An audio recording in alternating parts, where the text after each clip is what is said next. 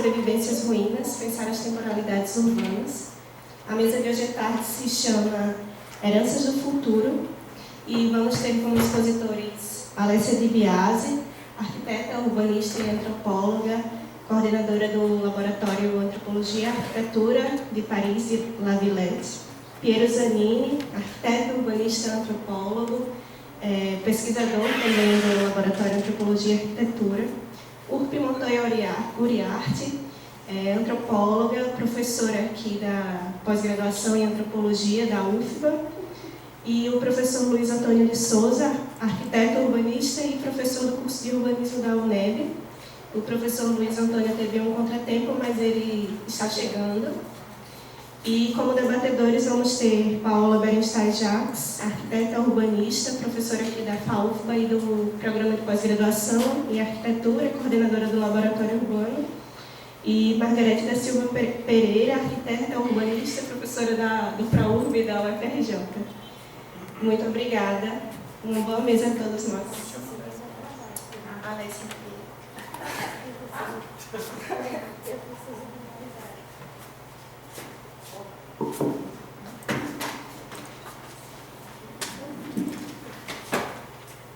Então, aí em francês, tivemos tempo. Não, mas temos só um texto que traduzimos, mas as coisas mais, títulos não traduzimos, não são complicadas.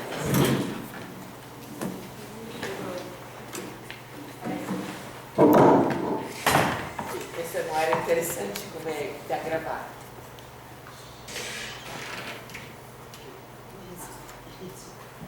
Boa tarde. Muito obrigado pelo convite. Obrigado. Vamos falar sobre uma coisa que é mais um desejo de pesquisa que uma pesquisa. Ainda. É uma coisa que saiu alguns anos atrás, tentamos trabalhar com uma pesquisa, mas não conseguimos o edital, e a coisa fica aí, parece sempre interessante, ou é um problema, ou questões que pode ser interessante debater juntos aqui hoje. Vamos começar por esta citação de um arqueólogo francês, que se chama Laurent Olivier, que desde 10 anos, 15 anos, tem uma reflexão sobre o tempo, e sobre o tempo do ponto de vista do arqueólogo, o que significa, quais são as questões que a arqueologia põe do ponto de vista temporal. Ele escreveu esta coisa alguns anos atrás,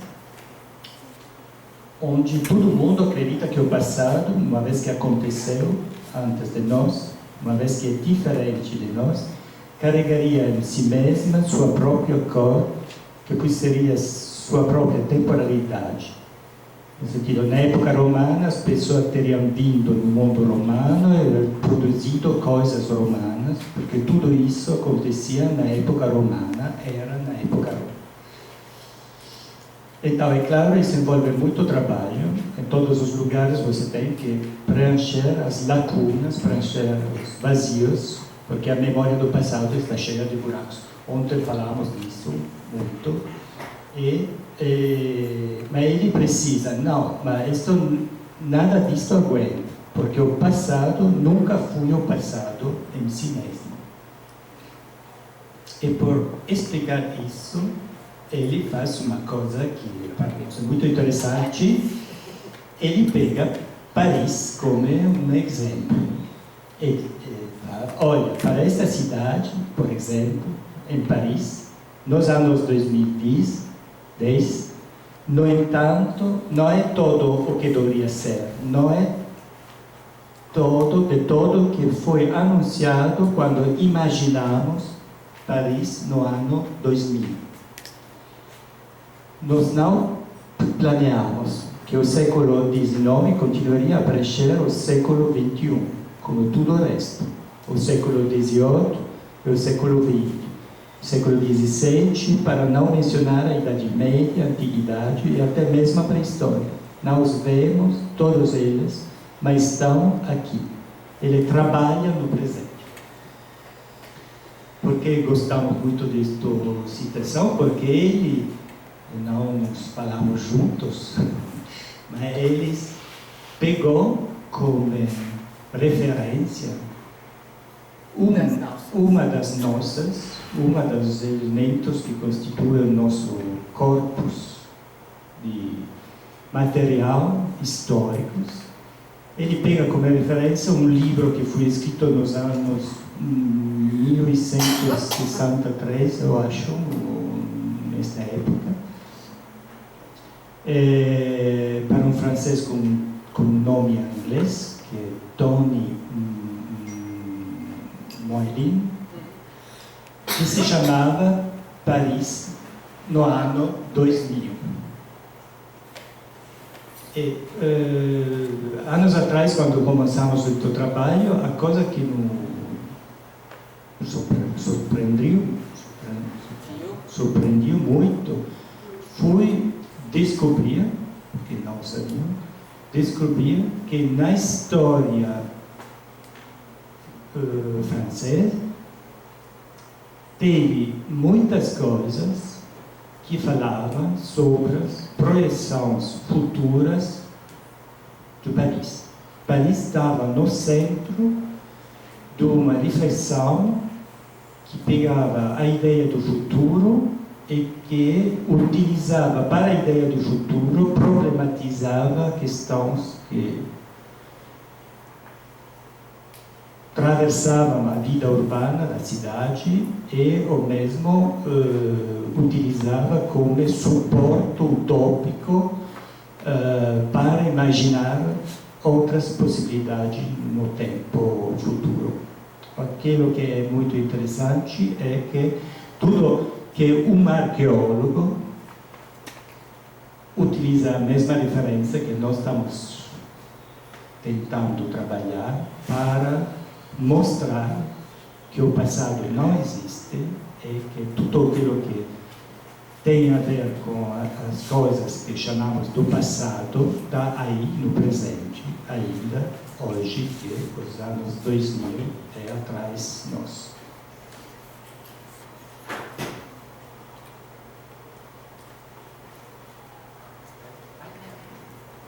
A arqueologia.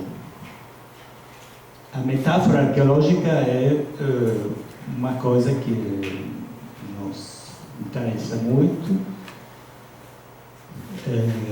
Alessia trabalhou muito sobre algumas coisas do trabalho de arqueólogo, em particular sobre a coisa que chamamos carrelatino.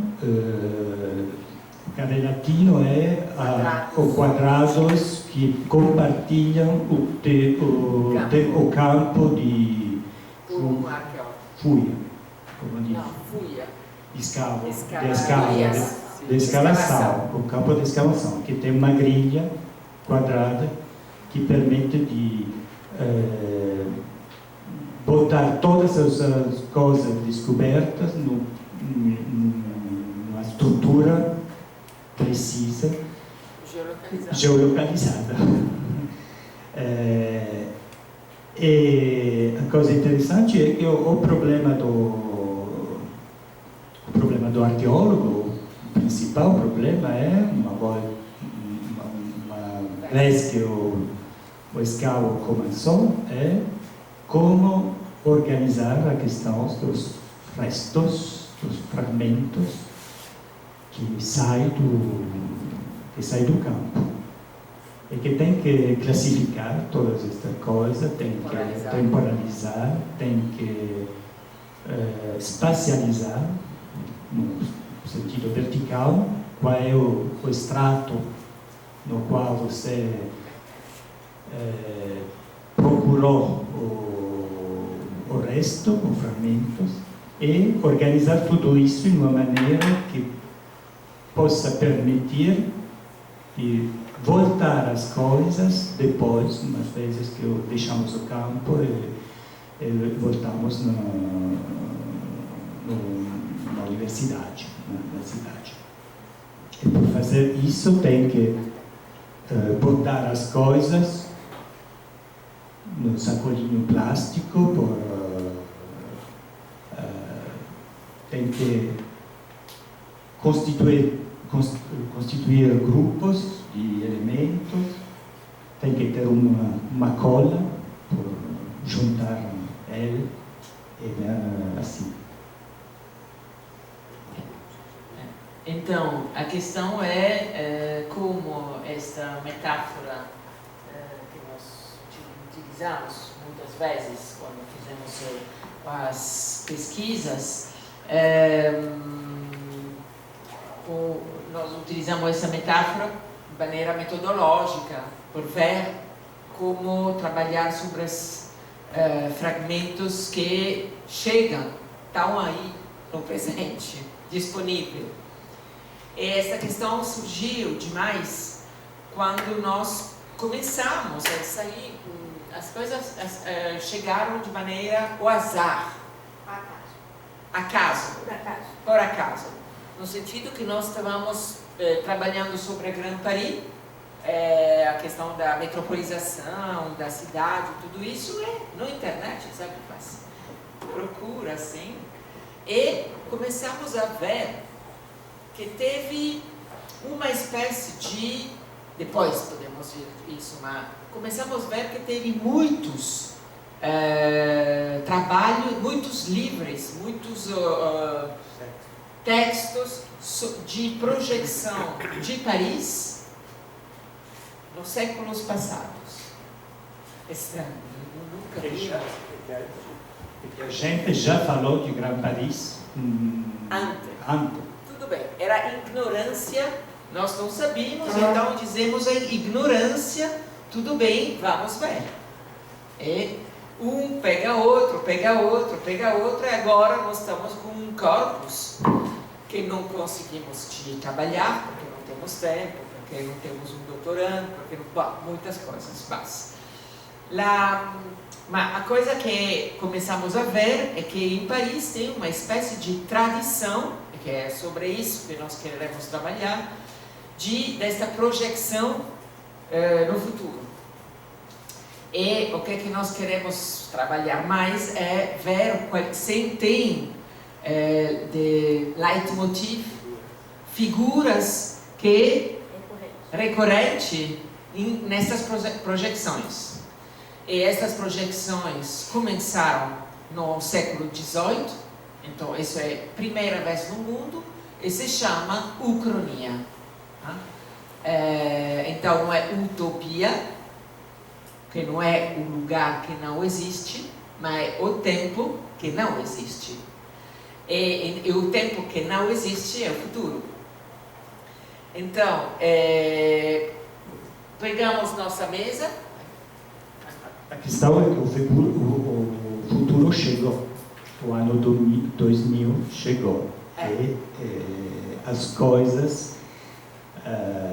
interessante é ver o que acontece no momento em que você compara o futuro, as visões dos anos 2000, feita 100, 150, 200 anos atrás, e o que hoje está acontecendo.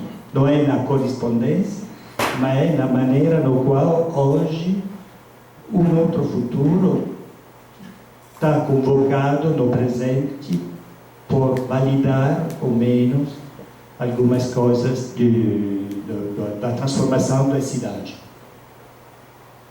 Assim, pegamos nossos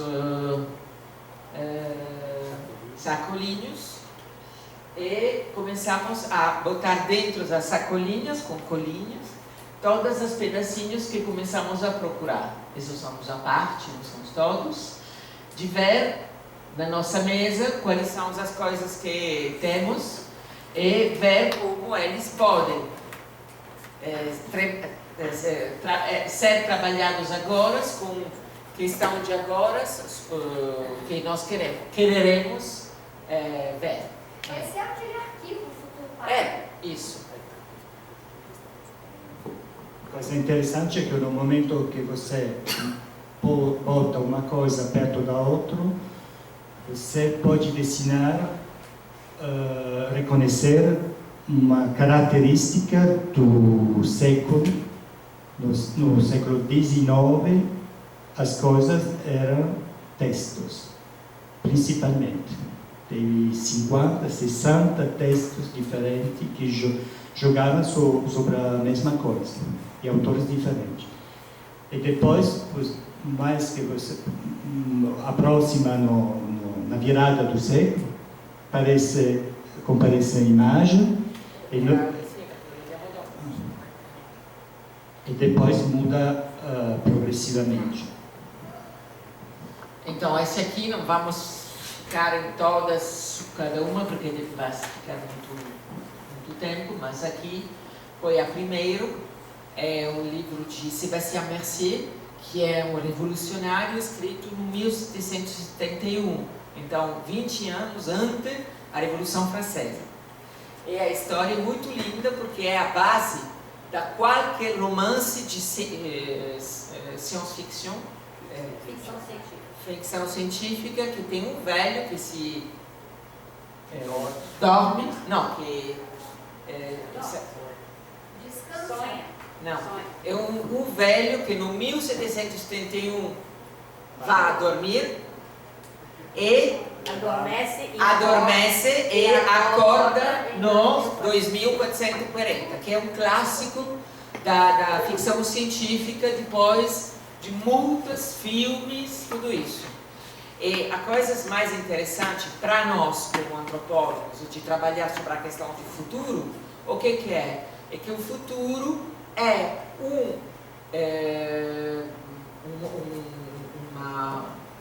trabalho do presente, no sentido, é um objeto cultural do presente. Então, o que é significativo para nós ler esse romance é compreender qual é o contexto, qual é o presente dele.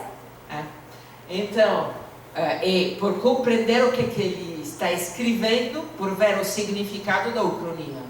Porque se a utopia teve um significado político, a ucronia também. Então, neste livro, tem este homem que anda na cidade e tem fontanas, por exemplo. Fontana, nessa época, não tem em Paris. Todas as fontanas são fontes. Não.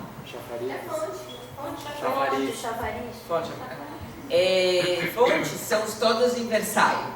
Então, quando o Mercier, escreve que o personagem dele vai na rua e encontra fontes, que são as belezas, o máximo da beleza que não serve a nada, pura estética, é muito interessante, porque ele já está falando de uma democratização da estética, por exemplo, de uma estética urbana. Então, é interessante ver como, em um livro como este, que é paralelo àquele que ele escreve, que se chama Tableau de Paris, onde ele mostra descreve como é Paris nesta época, antes da Revolução Francesa. Neste livro, ele vai no futuro por ver o que seria Paris. Então, o que ele faz é uma crítica do presente. Então, o futuro fica como lugar da crítica do presente, coisa que será por todos aqueles que nós viremos no século depois. E uma das hipóteses que nós queremos ver, não teve como trabalhar isso, era que muitos romances foram feitos no período dos Manos. Então, quando a cidade ficou nos canteiros, grandes canteiros da cidade, onde as pessoas não sabiam qual seria a nova cidade, como seria esta cidade, tudo isso, então começaram a escrever crítica do presente, mas utilizando este dispositivo temporal no qual se projetava. Então tem livros, Paris no 5.385, que são as datas vertiginosas, não sabe o que é isso, mas é por ver que mais é longe de nós podemos imaginar, botar uma crítica. E a primeira coisinha que nós fizemos é ver qual era a realidade, o contexto, o presente desses livros, quando foram escritos. Então, a gente que escreveu esse livro, entre eles tem Alexandre Dumas, que é um grande escritor francês, entre outros, Jules Verne, que é outros, então, Théophile Gautier, outro, mas o paisagem dele era um paisagem super ruinoso, super em transição, onde não estava nada de certo, onde a ideia de o que será Paris depois era em construção, onde não teve solididade de imagem de o que será Paris em nenhum lugar. É ruinoso no sentido que é um período revolucionário. Todas as revoluções... Comum. 48, 60, 75, a Comune teve, neste período da história da França, da história da Europa, é um período muito incerto, onde a incertitude é muito forte. E você vê que todos os intelectuais da época, de uma maneira ou de outra, começam a falar sobre isso, e Paris é o objeto que encarna as possibilidades, os conflitos, os limites da situação corrente. E esta é a coisa mais interessante das possibilidades do seu trabalho, porque funciona como o bar de Gaio, como uma máquina do tempo. Pode ser uma maneira de não somente pensar sobre o que seria a ideia da cidade, mas pensar também sobre a maneira de considerar e imaginar o que é o futuro. O futuro é uma sociedade atravessada para impulsos revolucionários muito fortes e para reação às revoluções. E ao mesmo tempo grandes canteiros de transformação urbana e grandes conflitos urbanos contra as ações imaginadas para o projeto de Haussmann, Rambaud e Haussmann.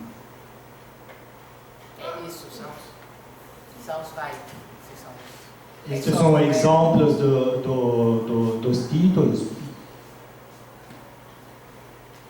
que atravessam toda esta época até a virada do século, onde começam a aparecer as coisas mais visual, porque a fotografia foi inventada, o cartão postal subiram como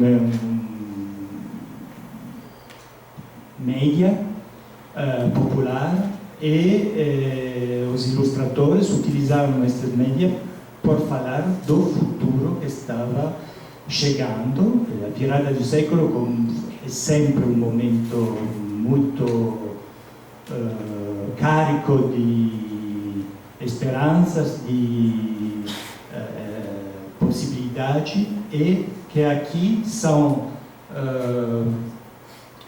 refiguradas para estas quantidade de navio espacial. Se chama de navios espaciais? Nave espacial. Nave espacial. Na Belle Époque, os ricos que vamos nos teatros, com, no fundo, uma imagem da cidade. Tem a Torre Eiffel, que já fui, tem ponte, tem muitos pontos, muito mais que na realidade, tem todas as coisas, novidades tecnológicas que a gente da época imaginava como uma característica daquilo que vinha na mesma direção da Revolução Industrial e da chegada do trem no centro da cidade, por exemplo, em Paris. Uma coisa que interessava a gente aqui é sempre ver essas imagens nos contextos deles, no presente dele. O que significa? Esse aqui é Robida. Então, esse ilustrador, que é fantástico, foi o primeiro que utilizou o futuro, representou o futuro da cidade. Não só naves espaciais, mas são naves espaciais de meio público, porque tem aquele que é para uma pessoa, mas tem depois ônibus volante. E para nós é muito interessante ver isso agora, porque neste momento Paris está experimentando os drones por a Olimpíadas 2024 como meio de transporte público. Então, para nós, esta coisa de drones de meio público por ir nos vários estádios, onde tem lugar de competição. No 2024 é uma encarnação, de qualquer maneira, do desenho de Robida. É muito interessante ver como as coisas que não... No final, o que interessa para nós, nesta pesquisa que nunca começou, mas que está só a hipótese dela, a questão do feito que tem muitas coisas que não se encarnam logo, mas que ficam aí até o momento que pode ser, se encarna. Mas a coisa interessante é ver a potência dos fantasmas, destes desejos, desta imagem. Então, nessas imagens tem outra coisa que é interessante, que vai ser um dos temas clássicos, vamos ver depois, destas Paris do futuro, é a grande escala, estas arquiteturas altíssimas. Nós somos em vários estratos da cidade, e aí, porque eles são qualquer parte, eles saem de um teatro, de não sei o que, de uma casa, não sei, mas aqui tem um prédio. Então, vamos ver aquele depois. Aqui foram os cartões postais de 1905, e a coisa mais interessante nesses cartões é o feito que teve cartões no passado do século, fizeram cartões para o século depois. Que quando nós tivemos a passagem do 2000, nós não fizemos cartões o ano 3000, não fizemos isso, mas eles fizeram a passagem do milênio. A coisa que é sempre interessante ver é a relação entre qualquer coisa que está no céu e embaixo. E qualquer coisa que está no céu é sempre uma questão de meio público, mobilidade, que vai ser muito mais rápida, muito menos problemática que aquele de embaixo, porque embaixo tem só acidente. Então, só representar de acidente de bicicleta, de gente que está ficando em um estado, porque embaixo tem barulho, caos. Em alto é mais organizado. O que é interessante é que a permanência desse imaginário. Algumas imagens do Grand Paris, teve ainda as mongolfieiras no museu come o balão come uma referência poderia ser de uma deterritorialização, o primeiro olhar,